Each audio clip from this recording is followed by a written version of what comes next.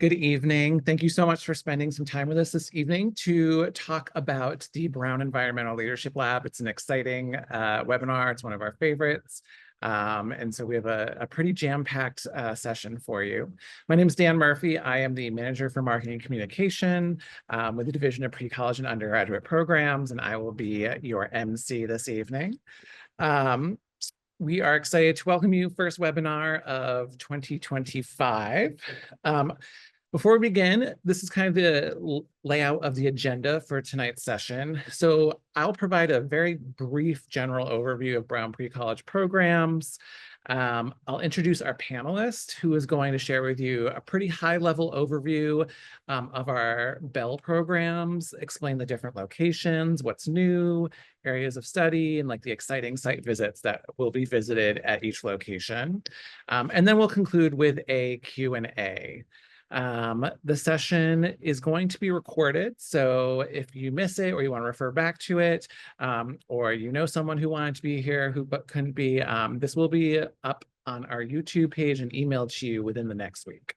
Tonight's session will last about 45 minutes. And then a few housekeeping things. Closed captioning is available if you need it. If you click on the little CC button at the bottom of your screen, you can enable closed captioning that way.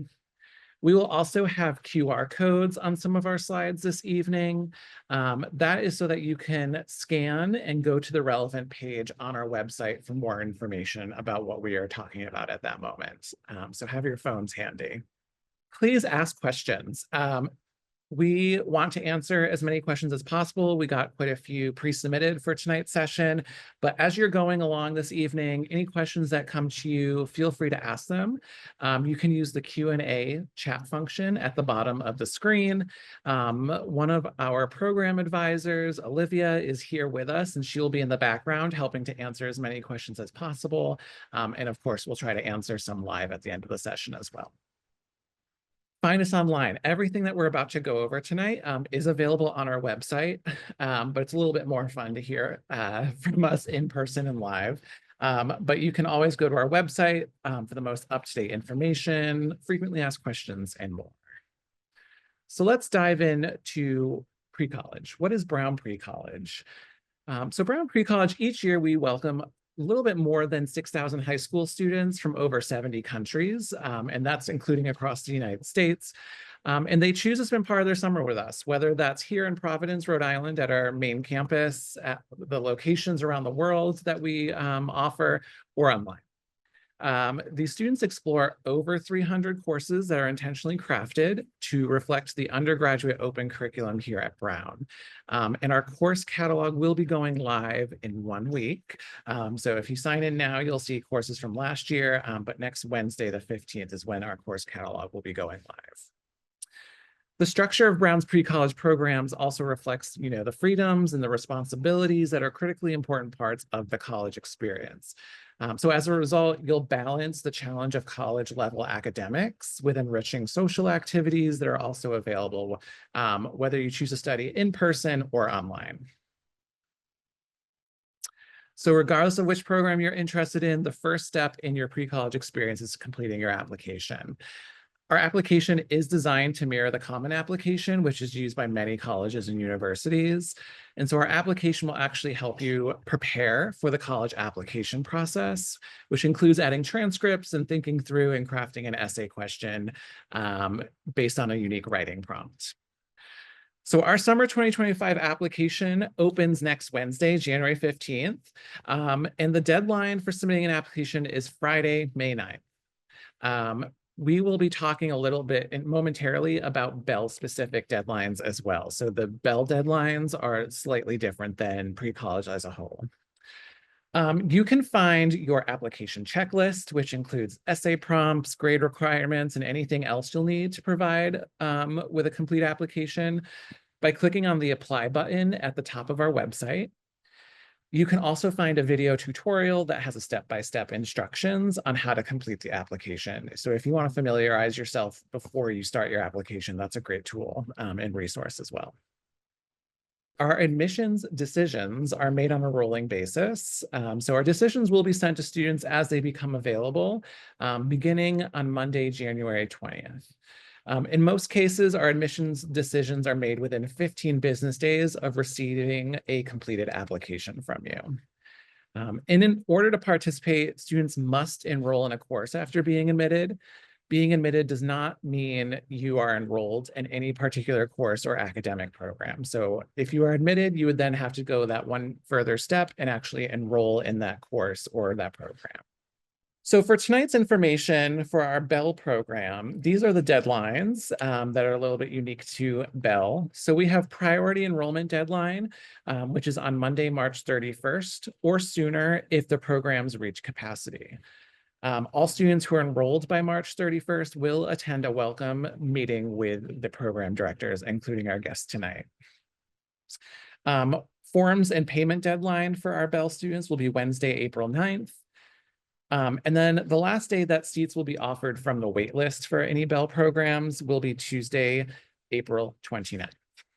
So now that we've provided a general overview of our application process, timeline, let's transition into learning more about one of our most popular programs, which is the Brown Environmental Leadership Lab, or BELL. We very much affectionately call it BELL. So to speak about our Bell programs, I would like to introduce tonight's speaker, our Associate Director of Pre-College Programs and Environmental Studies, Dr. Jane Winograd. Hi, Jane. Hi, Dan. Thank you so much for that introduction. And welcome, everyone. I really appreciate all of you who are attending from all over the place. I always love to learn where people are from. So if you do ask a question, I would love for you to include where you're joining us from. It's kind of a fun way to start getting to know some people who might be potential applicants. So like Dan said, I'm Jane Winograd. I oversee the Bell program, and I've been working with the program since 2014 when I came on as an instructor for the Rhode Island program. And after that, in 2017, I moved up here to oversee the program full time. So yeah, I'd love to just start with a little bit of the background of the Bell program and some of the reasons you'll see as we go through why I love the program so much. And then we'll dive into a little bit more about the actual courses that we're offering this year. So Bell started back in 2020, or excuse me, 2002 with the Bell Rhode Island program. So it's turning 23 this summer. It's evolved over the years, but it always has the same foundational mission, which is to combine concepts in environmental studies, ecology, and leadership with a mission of developing socially responsible leaders. So the environmental component of Bell is obviously very important. Environmental studies is at the center of most lessons taught by our instructors and guest speakers. But I also wanted to make sure that everyone understands that the two L's in Bell are also huge aspects of the program. The first L is leadership, which connects Bell with the Leadership Institute, another program in pre-college, a great program. And it represents a huge portion of the curriculum at Bell. So both programs, Leadership Institute and Bell, highlight leadership principles and skills. And at Bell, students learn about what it takes to be a change maker in the challenging political and ecological climate specifically. The second L is for lab, which most people associate with imagery of scientists standing over a microscope and wearing a white coat. And of course, that's one way to think about it. But in the context of Bell, I hope students will think about it as like-minded people coming together to learn together and from one another. A lab can be a physical space, and it is in some cases at Bell, but it can also be a community. And that's important to remember when thinking about what the day-to-day will be like at Bell. Students are working and learning together as a cohort and as a community. And another thing to note about Bell overall, something that I like to start with so that people understand going into this, prior experience is not necessary to attend a Bell program. This can be an entry point for a student who might be interested in environmental studies as a future academic or career track. So we offer programs that are accessible to any student who's excited about the topics covered and interested in exploring the environment and engaging in experiential learning. So let's talk about Bell 2025. This is like the grand reveal where we get to share what's already published on our website. But this year we're going to be offering free programs again that are coming back from previous years. Bell, Rhode Island, Eastern Sierras, and Alaska. And then we also get to bring back a program that we have not offered since 2019. So I'm really excited that we get to bring back Bell, Florida Keys. So let's dive in. I'll share a little bit more about each of the programs. Let's start with the one that I'm most excited to bring back, Bell, Florida Keys. So, if I'm not mistaken, we might be going in chronological order of when the programs happen as well. So that just might be helpful in terms of how they're laid out through the summer. So at Bell Florida Keys, students will study tropical marine ecology, which shouldn't surprise anyone, and conservation practices. And they'll be looking at sustainable restoration of coral reefs and studying mangrove ecology. Students will call the Marine Lab in Key Largo, Florida, their home. And that field station is located in the northernmost key, which provides access to some really interesting ecosystems. And the students will quite literally be diving into a lot of different ecosystems while they're there. So lessons will be provided by the Marine Lab staff who are experts in their fields and usually include a discussion and a lab portion. So it'll be the same topic, but covered in both ways. So for up to 6 lessons, and depending on the weather, students will be on the water, including lessons on reef ecology, mangrove ecology, and marine debris.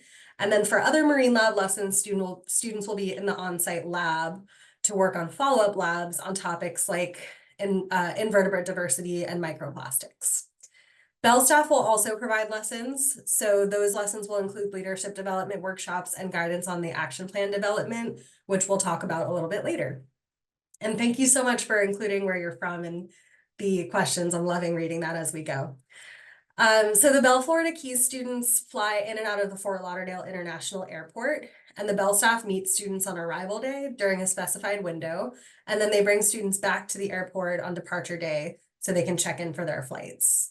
So just one thing that I want to make sure everyone knows about the Bell Florida Keys program is that it's really essential to be excited about spending time near the water. While you don't have to have experience being near the water and the water, just being excited and having a comfort level with that is very important. So let's talk about what it's like on the ground at the Bell Florida Keys program. This is a brief schedule that kind of emulates or kind of represents what each day would be like at the program. But the big takeaway is Bell has full schedules, and you'll hear me say that a lot. Students and staff eat breakfast together at 8:15. By 9 a.m., students are at their first lesson in a classroom, or they're gearing up to get on the boats for an on-the-water lab. Everyone breaks for lunch together at 12:45, and sometimes, if the schedule allows, we add in solo time, which you'll see here on the schedule. And that just allows students and staff to decompress a little bit and get ready for the afternoon. In the afternoon, students attend another lesson either on the water, in a marine lab, indoor lab, or sometimes outside on the property of the field station. And then there's some more downtime for reading or resting. And after everyone eats dinner together, the staff will often provide an evening lesson or a group activity. As with all pre-college programs, students are expected to be in their dorm rooms by 10 p.m. when Bell staff does curfew checks. And students attending the Bell Florida Keys program, as I mentioned before, should be really excited to spend time in and on the water. But another common theme is they don't need to have any previous experience snorkeling, for example. So with that said, I just wanted to do a little bit of a gear spotlight for each of the programs. One of the biggest concerns that I have as a program director is making sure that all of the students and staff arrive with the correct gear so that they can each be very comfortable doing the labs, participating in the course. And honestly, good gear, not necessarily high quality or expensive gear, but just the right stuff on our packing list can make the difference between a positive and negative experience. So the highlights for the Bell Florida Keys program is that you're going to want full coverage when you're out on the boats. So this could include a rash guard or a long sleeve t-shirt for sun protection, or a beach cover that just covers as much of your skin as possible. And then in addition to covering up your skin for any of the parts that are showing, obviously you can't have like your entire body covered up. So we encourage people to wear hats, bring sunblock, and ideally reef safe sunblock. And then of course, I'll say it for every program, probably the water bottle is essential so that you can stay hydrated out in the field. So that's Bell Florida Keys. Let's move on to Bell, Rhode Island. So as I mentioned earlier, Bell, Rhode Island is our oldest program at 23 years old. This is the only course that's offered in Rhode Island, which allows students to explore the ocean state's ecosystems. And this year I've selected 2 courses to run at Bell, Rhode Island. So you'll be able to read more about each of these in the course catalog, but the titles for this year are Digging into Food, an Introduction to Rhode Island's Food Systems, and Geological, Recent, and Modern Climate Change. And they're 2 courses that are returning, taught by wonderful instructors, and I'm very excited to have them both back. So they both courses have the same type of schedule. They're obviously differing in course content and the instructors, but both offer students the chance to stay on Brown University's campus and also participate in local site visits. And there are 2 distinct parts to each of the Bell, Rhode Island courses: the on-campus stay and the overnight retreat. So during their time on campus, students will spend a lot of time in classes and around the Brown campus. And then in both courses, students participate in a 3-night overnight retreat at a longtime Bell student favorite called Round the Bend Farm in South Dartmouth, Massachusetts. And during their time at Round the Bend Farm, students will participate in hands-on lessons, service work, and of course, helping out around the farm. And that means something different every day. So we don't know exactly what students will be doing, but in the past, they've done things like prepping, planting, harvesting, and obviously some interaction with some very adorable and fun animals. Our partnership with Round the Bend Farm has been developing over the last 5 years, and I'm so excited we get to return for another year, working with some of the best farmers and educators in our area. So I did want to go over briefly how to select a course for Bell, Rhode Island. And the way that you'll do that is if you're accepted to the Brown Pre-College program overall, as Dan mentioned, it's 1 application and you're accepted to the program. And if you meet our age requirements as well, Bell will be an option for you within your course catalog and your student portal. So once you click into the course catalog, you can use the filters to select Bell, Rhode Island as the program. And once you select that, you'll actually see the 2 course offerings to choose from. And if there's space, you can enroll in the course of your choice. And just getting back to like the day-to-day of Bell, Rhode Island, this photo here is from the geological course that's returning this year. And the instructor, Blake Hodgen, is in the photo there. So it's a very similar schedule. It's very packed.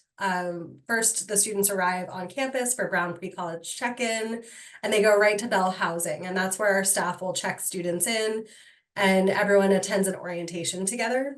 And then at the end of the program, Bell students also depart from the Bell Housing after their action plan presentations.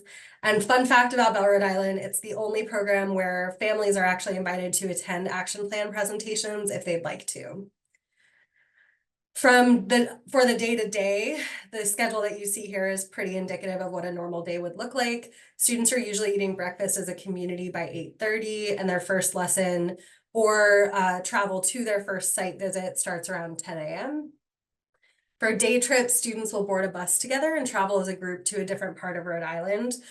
Some field trip sites include Wright's Dairy Farm and a local food bank for the Digging into Food course, and Hazard Rock Park and a nearby historic farm for the geological course. And these field trips are curated and chosen by the instructors to kind of represent the ecosystems or organizations that you cover as part of the course content. That's across the board with all the Bell courses. The group breaks for lunch and sometimes solo time. And if students are on campus for lunch, they eat at the dining hall. If they're off campus, they'll either have a bagged lunch provided by our dining hall, or sometimes we get catered lunches. Then there are afternoon lessons or a continuation of the site visit, depending on what that day holds. And if the group is out at a day trip, we're almost always back on campus by 5 or 5:30 before community dinner. After dinner from about 7:30 to 9, there are often staff-led activities like the action plan work or leadership development workshops. And again, students are expected to be in their rooms by 10 p.m. for curfew checks.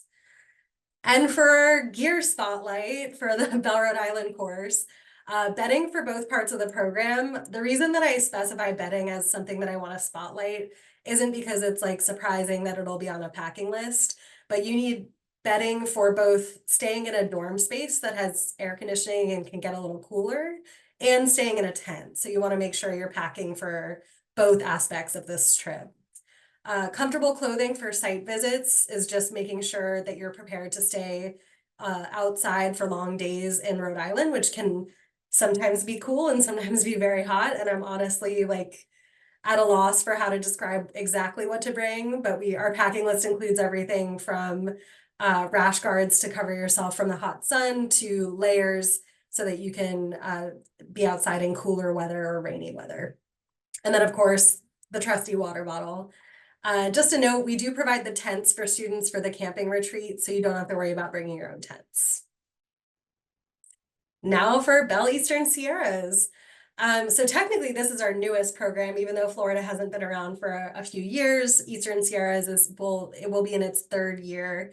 Really successful program, and I'm so excited it's back again. At this program, students will grow to better understand the causes and impacts of climate change and identify examples of environmental resilience. It's led by Brown University geochemists, and students will visit and study some of the incredible ecosystems that these scientists study as part of their work, either their postdoc work or their doctorate work. And some of those sites include the Tufa Towers at Mono Lake, Devil's Postpile National Monument, and Convict Lake. And at each site visit, students will participate in lessons and methodology related to fields like geochronology, hydrology, tectonics, and volcanology. None of which are my field, but I do love being able to say all of them correctly at least. Students at Bell Eastern Sierras fly in and out of the Reno Tahoe International Airport. And if you're not familiar with the area, it may seem strange to fly into Reno for a program that's based in California, but that whole area, there are airports that are in California that are 7-10 hours away from the Eastern Sierras field station. So Reno is the closest airport, and it's also just such an easy city to fly in and out of. So the staff will meet students on arrival day at the specified window, and then at the end of the program, bring students to the airport on departure day so they can check in for their flights. When Bell Eastern Sierra students are at the University of Nevada, Reno for the first 2 nights of the program, they'll participate in Bell orientation and get to know their peers, instructors, and the Res Life staff. And they'll also explore some of the campus resources like the Museum of Natural History. The group goes back to Reno again the last 2 nights of the program to unwind from a busy field station stay, wrap up the program, and do some action plan presentations. And at the Sierra Nevada Aquatic Research Laboratory, which we call SNARL, about 3 hours away from Reno, students will participate in some field station days and some site visit days. So those include a visit to Yosemite National Park, which is usually a highlight for students. And just to go through the day-to-day of the Bell Eastern Sierras program, students and staff are usually eating a buffet breakfast together around 8. By 10, students are either at their first lesson or in a classroom or en route to a site visit location. For the 3 long site visit days, students and staff will take a bus to at least one location and often multiple locations. So if the students go to Yosemite National Park, for example, they won't just go to one trail and stick in that area. They'll go to a few different areas so that they can do the field methodology that they're doing in more than one spot. Everyone breaks for lunch together, and then sometimes if the schedule allows, again, we'll add solo time. And just to let everyone know, when lunch is on the go, students get a bagged lunch from our amazing catering company. And otherwise, all the meals are either from a catering company or from a dining hall at UNR. In the afternoon, students continue their site visit or go to another lesson. And if the group is at Snarl, there's more downtime for things like reading, resting, and of course, all the meals are provided in the kitchen on site. If the group is out in the field, the days are much longer and require a good bit more time on the bus. So there's some downtime traveling. But sometimes the catering company even has to meet our group out on site at their field trip so that the group can get dinner early enough and then drive right back to Snarl for the end of the evening. After everyone eats dinner together, the staff will often provide an evening lesson or a group activity. And after some of the longer days, staff will provide students with some options for activities, but sometimes allow students to just enjoy some free time if they need it. And as with all pre-college programs, students are expected to be in their dorm by 10 p.m. And the gear spotlight for Eastern Sierras. These come with unfortunate stories of some twisted ankles the first summer that we ran this program. So we learned, sadly, the hard way. There were no serious injuries, but students were definitely uncomfortable. So hiking boots with ankle support are an absolute must for this program. And then sun protection, like with all of our programs, the only difference here is that it can feel kind of like a desert environment in the Bell Eastern Sierras program. So it cools down a lot at night, but it can be pretty hot during the day. And there are some days where students are out in exposed sunlight for long periods of time with no shade. So it's important to bring long sleeve but lightweight shirts. And of course, the water bottle. The one caveat for Bell Eastern Sierras is that there's some long field trips where there's fewer places to fill up. So we ask students to actually bring 60 ounces worth of water in water bottles. And last, but certainly not least, I say that because the Bell Alaska program is almost always the first program to fill up, which is wonderful and also unfortunate because it means that we don't get to take everyone to their first program of choice. But as you've heard, we have 3 other amazing programs that are wonderful in their own ways. Alaska just has this appeal for a lot of people who have never been to that area, which I totally understand. It does have a unique ecosystem. So at Bell Alaska, students will learn about the Alaskan experience, both from the native perspective and an ecological perspective. And while there are plenty of places around the world that share the characteristics of Alaska, you know, it's not the only place that has glaciers, it really is a unique place. So students will learn more about that in person by exploring the native perspective at the Anchorage Museum and the Alaska Native Heritage Center. In addition, they'll meet some guest speakers who will share firsthand experience and traditional ecological knowledge, emphasizing the challenges Alaskan indigenous populations face, including detailing subsistence living, which again is not unique to Alaska, but has a large presence in Alaska. While the native perspective is certainly the most moving in terms of understanding the impact of global climate change on Alaska, students will also grow to understand climatic changes through different scientific lenses, including visits to different glacier ecosystems that really highlight the changing climate. Students will also learn about the ways in which climate change has impacted local wildlife, and in turn, how that impacts the indigenous population. Students at Bell Alaska fly in and out of the Anchorage International Airport. And again, the staff meets the students at arrival day and brings the students back to the airport for departure. The entire program is based out of Anchorage, and the students are based at the University of Alaska Anchorage. And a day in the life at Bell Alaska, very similar schedule, not too much different, not too many different things to say about the day-to-day, but I did just want to highlight some of the local field trips. Some of them are within about 20 minutes, while some of them are as far as 2 hours away or 2.5 hours. So some of the local ones would be like the Anchorage Museum, Earthquake Park, and some of the ones that are a little farther away would be Matanuska Glacier. So that makes the schedule vary significantly from day to day. But of course, there's those touch points. You're going to have breakfast, lunch, and dinner. You're going to have opportunities to rest and opportunities to learn, obviously. And as usual, students are expected to be in their rooms by 10 p.m. So gear highlight for Bell Alaska. Hiking boots with ankle support, also very important in Bell Alaska.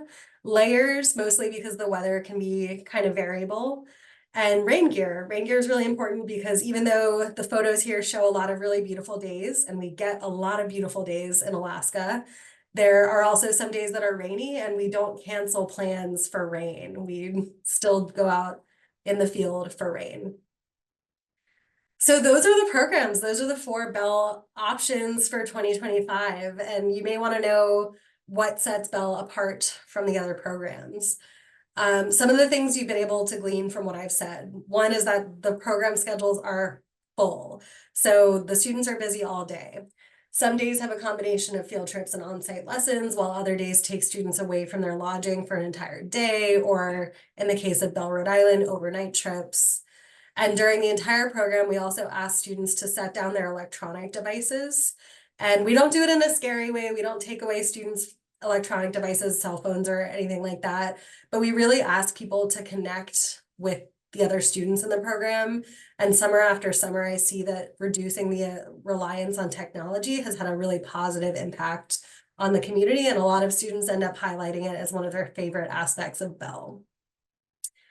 One thing I want to make sure students and families know is that field trips are subject to change due to weather. I'm sure this is something that you can assume. We're not going to take students out on a boat if the weather is really windy, really rainy and dangerous. So we always try to plan something else if we can't make it out to one of our field trip sites. And this might be the most important thing I say in this webinar, although a lot of things that I've shared about Bell are very important and special. I really need folks to know that the Alaska, Eastern Sierras, and Florida Keys programs in particular have very limited enrollment capacities, making them some of the first programs to reach capacity and move to waitlist. We do have significant waitlists, like long waitlists for the programs. Rhode Island is also limited. It's only at 50 seats. So there are more seats than the Alaska, Eastern Sierras, and Florida Keys programs, which are all 30 or less. So I encourage you, if you're really interested in these programs, if what you've heard this evening or this morning is something that really strikes you as something you'd be interested in, apply as early as you possibly can. So we also get a lot of questions about the action plan, so I wanted to share a little bit more. The development of an action plan at Bell is actually meant to help students enrolled in the course learn more about the process of developing an action or advocacy plan. So this means that during the course, students spend time working on their action plan.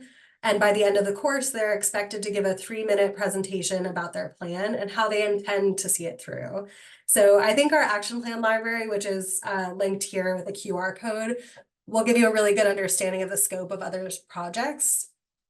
And it'll also help you understand some of the roadblocks that other students have faced. And the goal of this is not to send Bell students home with this complete thought, but rather an outline of a plan to start with. And often students get home and realize they need to pivot or adapt or get help. And that's great. That's exactly what we expect. So instructors aim to send students home with some skills to navigate those adjustments. And some of our students go home and are able to see their action plans through, while others don't get to, and that's totally fine. The expectation for the actual course is that students engage in the process of planning, not necessarily taking action right away. So you'll know this program is for you if you meet all of these wonderful qualities. If you're inquisitive, mature, passionate about something, willing to learn from others' perspectives, excited about environmental studies and leadership development, excited to learn in a cohort, meaning you'd spend a lot of time with other people building relationships, for better or for worse. You know, that means that some of the spaces are kind of cramped and you're around people all day long, even though we do our best to give people downtime. Excited to try new things, excited to learn in non-traditional settings, like out in the field. Open to living in close quarters is something I kind of have referenced a few times. Some students may be living in a single space, some students may be sharing space with others, but you certainly are spending a lot of time with the same group of about 20 to 30 people. And as I mentioned at the beginning, Bell is experiential. So students will be on the move, out in the field, and very busy. So if learning both inside and outside the classroom seems excited to you, this might be a good option. If you prefer a program that allows you some more freedom in how you go about your day, one of our other amazing programs might be a better fit for you. And Dan actually has a slide that shows like all the other programs that we offer. And I know it's not usually what people do during a webinar about one program, but I have to say all of our other programs are wonderful. So if you learned about Bell today and you loved it, thank you. And if you were here and you learned about it and it's not for you, still thank you, but just know there's some other options as well. Thank you so much, Jane. So we're going to transition over to answering questions. We've gotten quite a few throughout the presentation, and it looks like Olivia's been answering a lot of them. But we did get quite a few that were pre-submitted that we'll probably start with. So let's see. Jane, a common pre-submitted question is, will supplies or gear be provided for participants? Yeah, so thank you for that question. That is a great question. The thing that will probably make me the happiest as a program director is if a student actually reads the packing list that I put a lot of effort into curating. So we build these packing lists with the whole staff in mind. Like every staff member looks at it to make sure all of the things that a student could need for their activities and their lessons is included. So the packing list is very detailed. It's provided to enrolled students. So we always provide that actual housing. So that would include literally like a tent or a dorm. But we oftentimes ask students to bring things like linens. They may be asked to bring what I'll call specialized gear. And again, it doesn't have to be anything specific. We're not looking for people to go out and buy like the most expensive hiking boots, but having ankle support is really important. So we'll specify that on the packing list, and we'll also ask students to leave some things behind. So there'll be a section of things not to bring as well. Great. Thank you. Common question beforehand and actually during the presentation, which I can answer, is just how many students are in each program. Yeah. So, and correct me if I'm wrong with any of these. So Rhode Island is 50 total across the two courses combined. Mhm. Alaska is 26. Mhm. Eastern Sierras is 20 students. And Yep. Florida is 27 students. Right on. Yeah. Perfect. Another question that was pre-submitted and asked during the session was, are we able to accommodate food allergies, dietary restrictions, any of those in these locations? Absolutely. I think the easiest answer is probably yes, and I think there are sometimes dietary restrictions that are a little bit more complicated to be able to adhere to, but in terms of more common allergies and dietary needs and restrictions, including preferences, usually students are able to find something to eat. And with allergies and things that are a little bit more serious, we ask students to fill out their dietary restrictions in detail on their medical forms. And those are all due for Bell quite early. And the reason we do that is because we just need a little bit more lead time in places like remote Alaska or a field station in Florida to be able to provide dietary accommodations. So it's really important to fill out the forms with as much information as possible, but we have very rarely had to tell a student that they couldn't be accommodated at our offsite locations. Great, thanks. I can take this one. So this one came in, can I apply to multiple, then pick if I'm selected for both, if that's possible? Great question. So pre-college is like the umbrella. So you are applying to Brown Pre-College as a whole. So that gives you access to all of our programs. So if you are then admitted to Brown Pre-College, if you meet the age and grade requirements, and if a seat is available in any of the Bell programs, you would then be able to go in and select one of them to enroll in. So you're only applying to just Brown Pre-College as a whole, and then if admitted, you would then go in and select if a seat's still available. You've kind of talked a little bit about this one, Jane, but could you provide a little bit more information on like physical ability needed for each location? So for example, Yeah. Florida, do they need to know how to swim? A question, someone came in, do they need to know how to snorkel or have scuba diving experience? Yeah, I was actually just typing an answer to someone who was asking about diving. So yeah, I'll talk about the physical demand in terms of, I think, the most physically rigorous day of each program, I think, gives students an understanding. I will say the programs are relatively, compared to summer at Brown, for example, physically demanding. Oftentimes that will just mean being willing to or able to be outside for an extended period of time. That doesn't mean you're going to be hiking or walking or doing anything rigorous that whole time, but just the fact that you're going to be outside for some people is just not their preference. So that's one thing to note. But for Alaska, let's say the glacier hike at Matanuska Glacier is often the most physically demanding day, and that's because it's a long tour. It's about 2 to 3 hours on the glacier, and we do it regardless of the weather. So that might have a big impact on how rigorous it is. If it's very windy or if it's raining, it does increase the physical demand a little bit. Eastern Sierras, the hikes are a little bit more challenging because they're pretty rocky. So that's why we take them very slowly. We ask students to step carefully, wear really good hiking boots. And students can also pass on different parts of the hike. So if they say like, this is as far as I can go or want to go, then they're welcome to stay there with a staff member. And oftentimes there's like part of a group that wants to keep going and part of the group that doesn't, and the students kind of decide together how long they want their hiking to be at Eastern Sierras.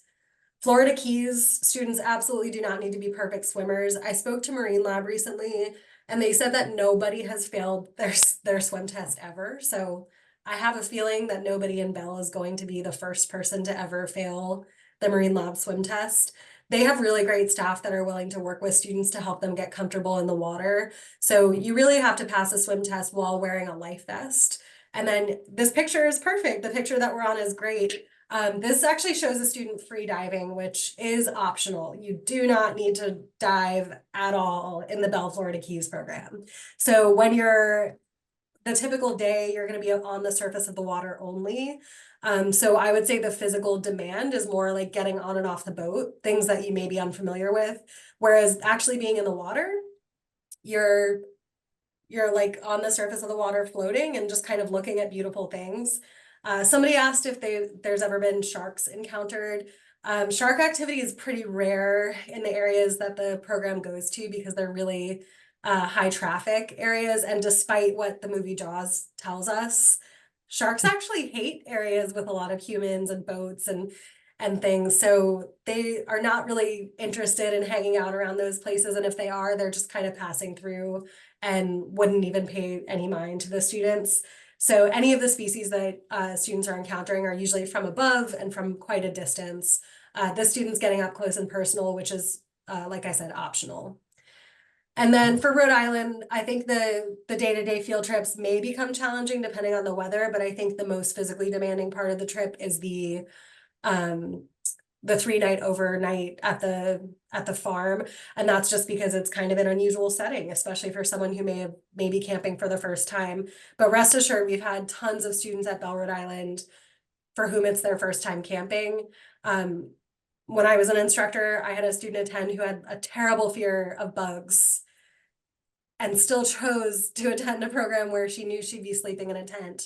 And we worked really hard with her to help her get over that fear. And by the end of the program, she was just so brave when it came to bugs.